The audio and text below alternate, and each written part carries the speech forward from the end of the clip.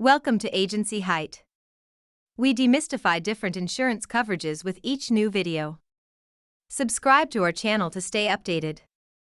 How do I sell home insurance? We've heard that question a million times. So here's a video with 5 easy tips that you can follow to double your sales. Before we review those tips, one of the first things you need to understand is that you're not just selling insurance.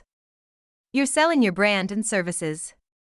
Always make sure you're leaving the best impression of yourself while dealing with customers. Tip number 1: become a discount expert. Who doesn't love discounts? Many research studies show that shoppers are more receptive to signs that say 10% off or exclusive sale. Announce a limited time discount and watch as your short-term profits go up.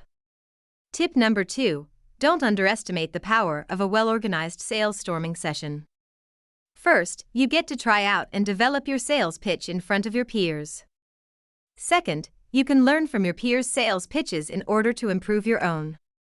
Tip number 3: listen to your customers. A recent survey by Twitter revealed that when businesses interact with their customers on Twitter, the customers are more likely to purchase their products for about 20% more.